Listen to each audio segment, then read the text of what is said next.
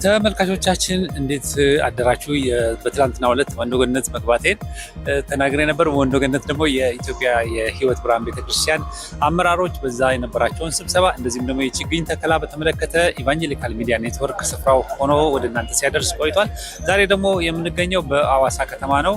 ባለፈው ሳምንትም ከአዋሳ ከተማ ወደ እናንተ ሳደርስ ነበር። ዛሬ ደግሞ ተመልሰን እዚሁ ተገኝተናል። ዛሬ የተገኘንበት ምክንያት ትናንትና እንደነገርኳችሁ በኢትዮጵያ የሕይወት ብርሃን ቤተክርስቲያን 81ኛ የጠቅላላ ጉባኤያቸውን ዛሬ ያካሄዳሉ። እዚህ ይህንን ለማካሄድ ከመላው ኢትዮጵያ የጠቅላላ ጉባኤ አባላቱ ወደዚህ ወደ አዋሳ ሕይወት ብርሃን ቤተክርስቲያን እየገቡ ይገኛሉ። እዚህ ቦታ የሚከናወነውን ነገር ሁሉ ኢቫንጀሊካል ሚዲያ ኔትወርክ ወደ እናንተ ማድረሱን ይቀጥላል። አብራችሁን እንድትቆዩ ጋብዛችኋለሁ። ስለመጣችሁ እግዚአብሔር መንገዳችሁን ስለተረከበ በሰላም ስለደረሳችሁልን እናመሰግናለን ብለን እናጨብጭብናለን።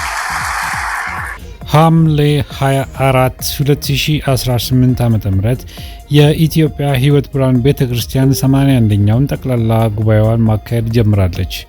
በዚህ በአዋሳ ከተማ እየተደረገ ባለው የጠቅላላ ጉባኤው ስብሰባ ላይ ከመላው ኢትዮጵያ የተውጣጡ የሕይወት ብርሃን ቤተክርስቲያን አመራሮች ተገኝተዋል። ከተገኙት የቤተክርስቲያኖቱ አመራሮች በተጨማሪ የክብር እንግዶችም በስፍራው ተገኝተዋል። የክብር እንግድነት ጥሪ ከተደረገላቸው መካከል በስፍራው የተገኙት የኢትዮጵያ ወንጌል አማኞች አብያተ ክርስቲያናት ካውንስል ጠቅላይ ጸሐፊ፣ የኢትዮጵያ ገነት ቤተክርስቲያን ፕሬዝዳንት፣ የኢትዮጵያ ቃለ ሕይወት ቤተክርስቲያን ዋና ጸሐፊ፣ የኢትዮጵያ ሙሉ ወንጌል ቤተክርስቲያን ምክትል ፕሬዝዳንት፣ የኢትዮጵያ ወንጌላዊት ቤተክርስቲያን መካነ ኢየሱስ ተወካይ፣ የኢትዮጵያ ወንጌላዊት ናዛሪን ቤተክርስቲያን ፕሬዝዳንት፣ የመሰረተ ክርስቶስ ቤተክርስቲያን ተወካይና ሌሎች አመራሮች ተገኝተዋል።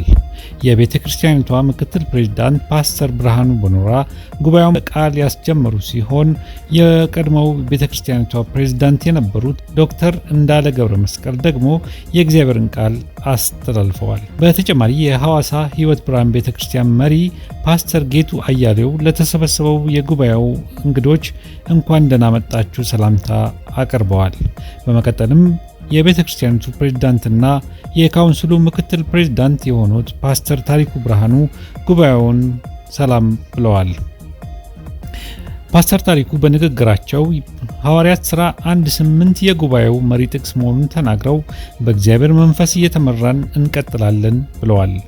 በጉባኤው ከተገኙት መካከል ለመጀመሪያ ጊዜ በዚህ ጉባኤ የተገኙት የኢትዮጵያ መካነ ኢየሱስ ተወካይ፣ የቃለ ሕይወት ቤተክርስቲያን ተወካዮች እና የናዛሪን ቤተክርስቲያን ተወካዮች መገኘታቸው በጣም ከፍተኛ ደስታ እንደፈጠረላቸውም ፓስተር ታሪኩ ብርሃኑ ተናግረዋል።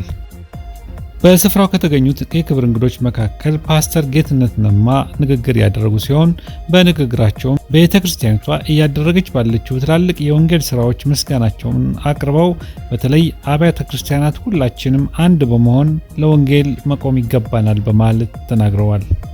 በመቀጠልም ቤተክርስቲያኒቷን ዋናው ተልዕኮዋ ወንጌልን ለፍጥረት ሁሉ መስበክ ስለሆነ ልዩ ትኩረት በወንጌል ስርጭት ላይ ማድረግ እና ደቀ መዛሙርት ማድረግ ላይ ማተኮር ይገባናል ሲሉም ተናግረዋል። ሌላው በጉባኤው ንግግር ያደረጉት የኢትዮጵያ ገነት ቤተክርስቲያን ፕሬዝዳንት ፓስተር ታምራት ታሪኩ በተለይ በቤተክርስቲያን አንድነት ላይ ትኩረት በማድረግ ንግግር አድርገዋል። ዛሬ ትከሻ ለትከሻ በመለካካት የምንታይበት ቦታ አይደለም፣ ይልቁኑ እጅ ለእጅ ተያይዘን ወንጌልን እንድንሰራ ይገባል በማለት ተናግረዋል። የኢትዮጵያ ገነት ቤተክርስቲያን ለሕይወት ብርሃን ቤተክርስቲያን ዋና ጽሕፈት ቤት ግንባታም የፋይናንስ ድጋፍ እንዳደረጉ ፓስተር ታሪኩ ብርሃኑ አመስግነው ተናግረዋል። ሌሎችም የክብር እንግዶች በየተራ ንግግር አድርገዋል። ዛሬ በዚህ በሐዋሳ ሕይወት ብርሃን የኢትዮጵያ ሕይወት ብርሃን ቤተክርስቲያን 81ኛ ጠቅላላ ጉባኤ ላይ የተጋበዝነው ጉባኤያቸው የሰላም እንዲሆን ንግግር አድርገን ወጥተናል።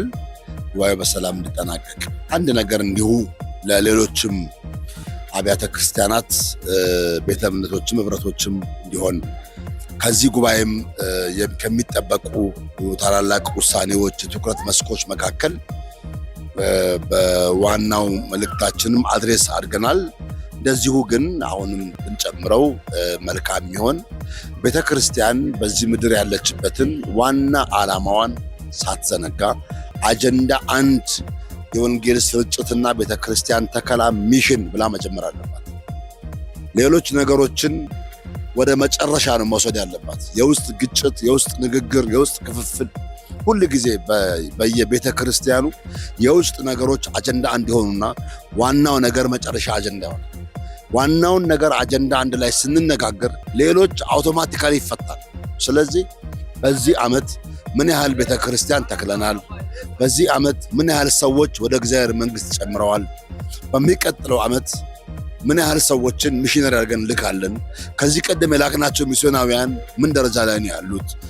ሚስዮናውያን ለመደገፍ ምን እናርግ፣ ምን እናዘጋጅ የሚል የመጀመሪያ አጀንዳ፣ ሰፊ አጀንዳ ተደርጎ መነጋገር ያለባት ይሄ ነው ብዬ አስባለሁ።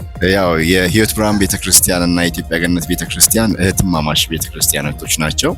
በተለይም ደግሞ ከጅማሬው ጀምሮ በነበረን የአገልግሎት ግንኙነት ውስጥ አባቶቻችን ትልቅ የሆነ የግንኙነት መስመር ነበራቸው። በጣም በሚገርም አይነት በተለይም ደግሞ በሲዳማ ክልል ውስጥ የጌታን እራት እንኳን ቤተክርስቲያኖቻችን አንድ ላይ ሆነው ነበር የሚወስዱት እና አብረው ነው። በቃ የሕይወት ብርሃንና የገነት ቤተክርስቲያን ልዩነት በመካከላቸው አልነበረም ማለት። ስለዚህ ይሄ ትልቅ የሆነ ግንኙነት ነው።